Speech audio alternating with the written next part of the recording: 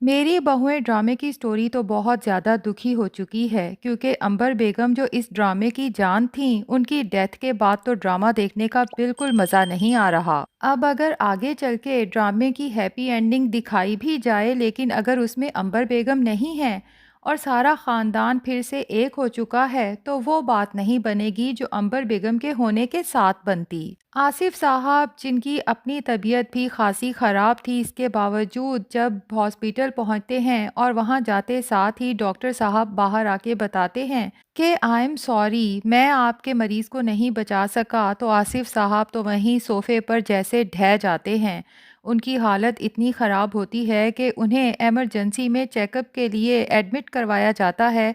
और इतने में अंबर बेगम की बॉडी घर पहुंच जाती है। आसिफ साहब को जैसे ही होश आता है, वो होश में आते साथ ही अंबर अंबर पुकारते हैं। रफ़ीक साहब आसिफ साहब की हालत देख के काफ़ी परेशान हो जाते हैं, उन्हें आराम करने का कहते हैं, लेकिन आसिफ साहब कहते हैं कि रफ़ीक यार, मेरा तो यहाँ दिल ही नहीं लग रहा, मुझे बस घर ले जाओ। लेकिन जब घर आते हैं तो वहाँ भी उनका दिल नहीं लगता। अंबर के बगैर तो ये घर उन्हें जैसे काट खाने को दौड़ता है। आसिफ साहब ने तो कभी सोचा भी नहीं था कि उन्हें ज़िंदगी में एक भी दिन अंबर के बगैर जीना पड़ेगा। उन्हें सारी बातें याद आती हैं कि अंबर की मुस्कुराहट कितनी खूबसूरत थी और किस तरह अंबर बेगम आसिफ साहब की सेहत का ख्याल रखते हुए उन्हें चाय पीने से मना भी करती थीं, लेकिन आसिफ साहब की नाराज़गी की वजह से आधा कप चाय बना के ले भी आती थी, लेकिन साथ ही आसिफ साहब से कहती थी कि बस अब और चाय नहीं मिलेगी। यूं ही छोटी छोटी बातें आसिफ साहब को याद आती हैं और उनकी आंखों से आंसू रवां हो जाते हैं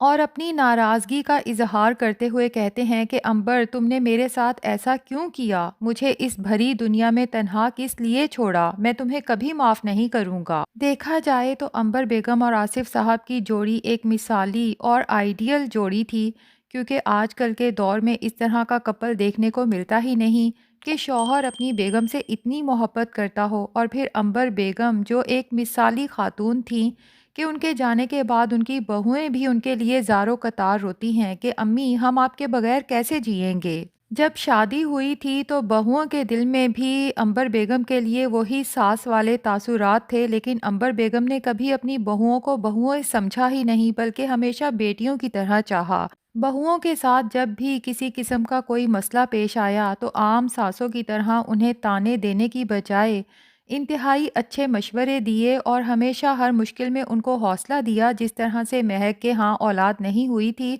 तो कभी अपने बेटे को ये पट्टी नहीं पढ़ाई कि तुम दूसरी शादी कर लो, बल्कि महक को हमेशा समझाया कि अल्लाह के हर काम में बेहतरी होती है। और फबीहा और उसकी माँ तस्लीम, जो शुरू में अंबर बेगम से बहुत खार खाती थीं, लेकिन उनके जाने से पहले ही वो इस बात को तस्लीम करने लगी थीं कि अंबर बेगम जैसी खातून बहुत कम देखने को मिलती है, इतनी नफीस और इतनी समझदार, जिसने पूरी फैमिली को आपस में बांध के रखा हुआ है। और फिर जिस तरह से आसिफ साहब का कारोबार बिल्कुल ज़ीरो पे आ चुका था, अंबर बेगम ने आसिफ साहब को हौसला दिया कि आप दोबारा से अपना कारोबार शुरू कर सकते हैं, जैसे कि शादी के शुरू में हम दोनों ने सिफ़र से स्टार्ट लिया था और फिर देखें कि अल्लाह ने उसमें कितनी बरकत डाली। और फिर अपने शौहर के लिए बड़े बड़े देगचे सुबह सुबह उठ के जब तैयार करती थीं, तो मजाल है कि ज़ुबान पे कभी कोई शिकवे का लफ्ज़ आया हो, बल्कि हर काम यूँ हंसी खुशी करती थीं जैसे ये काम तो उनका फेवरेट हो। और फिर जब ईमान भी घर वापस आ गई, लेकिन चूंकि उसकी जॉब थी और जावियार को संभालने का प्रॉब्लम था,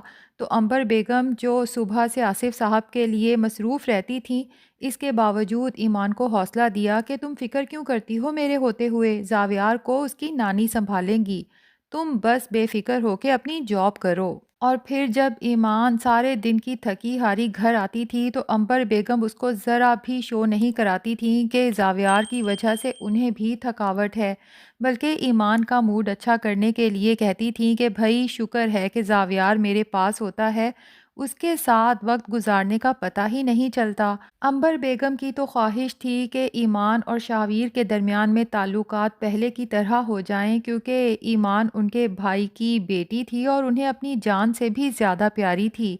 एक तरफ अपने भाई की बेटी होने की वजह से, दूसरी तरफ शाहवीर की बीवी होने की वजह से वो अंदर ही अंदर ईमान के लिए फ़िक्रमंद भी रहती थी कि अगर शाहवीर ने ईमान को वापस ना अपनाया तो ईमान का क्या बनेगा। तभी अंबर बेगम बार बार शावीर को समझाती थीं कि चलो तुम दूसरी शादी कर ही चुके हो, लेकिन कम से कम तुम्हें ईमान से अपने किए पर माफ़ी तो मांगनी चाहिए और कोशिश भी करनी चाहिए उसके साथ ताल्लुकात को बेहतर बनाने की, क्योंकि वो तुम्हारे बेटे की माँ है। दूसरी तरफ महानूर की माँ रुखसाना है, जब देखती है कि घर में सभी इतने परेशान हैं और सबको अपनी पड़ी है, तो महानूर से कहती है कि इस मौके का तो मुझे कब से इंतज़ार था, अब मैं बड़े सुकून से इस घर को लूट सकती हूँ। और उसकी नज़र है अब अंबर बेगम की ज्वेलरी, उसकी तमाम जमा पूंजी पर, कि सब इधर उधर हों तो किसी तरह से उनके कमरे तक रसाई हासिल हो। और फिर जब रुखसाना को मौका मिलता है, जब सभी घरवाले शायद घर पे मौजूद नहीं होते,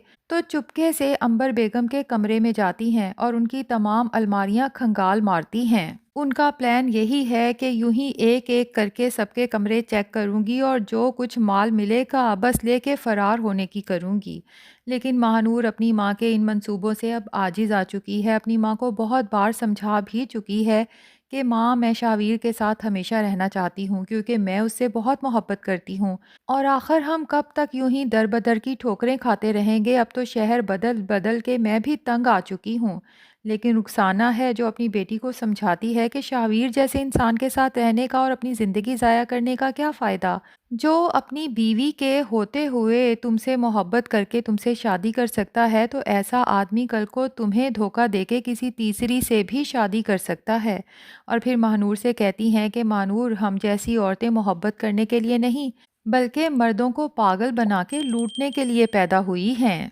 महानूर का दिल तो नहीं मानता, लेकिन रुखसाना जब उसे इमोशनली ब्लैकमेल करती है कि अगर तूने शावीर के साथ दिल लगाया और इस घर में हमेशा रहने का फैसला किया, तो एक बात याद रख महानूर,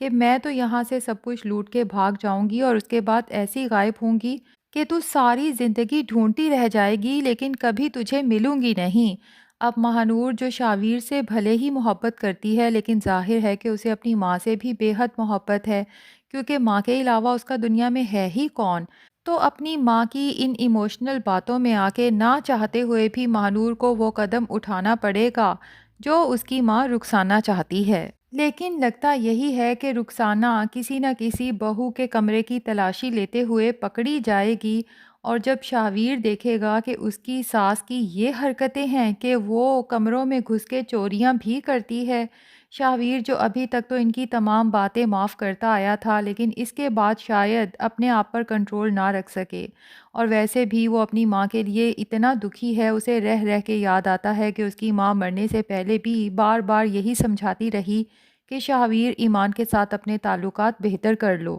और अंबर बेगम ने खुल के शाहवीर के पास इस बात का इजहार भी किया था कि जिस लड़की के साथ शाहवीर ने शादी की है, ये लड़की और इसकी माँ तो ख़ानदानी लगते ही नहीं। तुम किस तरह के लोगों में फंस चुके हो शाहवीर। यहाँ पर शाहवीर ज़रूर सोचेगा कि काश मैंने अपनी माँ की ज़िंदगी में ही उनका कहा मान लिया होता, तो मेरी माँ ये हसरत लेके दुनिया से ना जाती कि मेरे और ईमान के ताल्लुकात बेहतर हो जाएं। तो शाहवीर अब खुद ही महानूर और उसकी माँ को ना सिर्फ इस घर से निकालेगा, बल्कि अपनी ज़िंदगी से भी हमेशा के लिए निकाल बाहर करेगा और ईमान से अपने किए की माफ़ी मांगेगा। ईमान भी अपनी सास की आखिरी ख्वाहिश की लाज रखते हुए शाहवीर को माफ़ कर देगी, जिसके बाद तीनों बेटे लगता है कि मिल के अपने बाप की वो दुकान भी डबल कीमत पे ही सही, लेकिन वापस ख़रीद के अपने बाप को गिफ्ट करेंगे। अंबर बेगम की तमाम ख्वाहिशात पूरी तो होंगी, लेकिन अफसोस कि अंबर बेगम वहाँ नहीं होंगी। तो नाजरीन, आप में से कौन कौन इस ड्रामे में अंबर बेगम को मिस कर रहा है,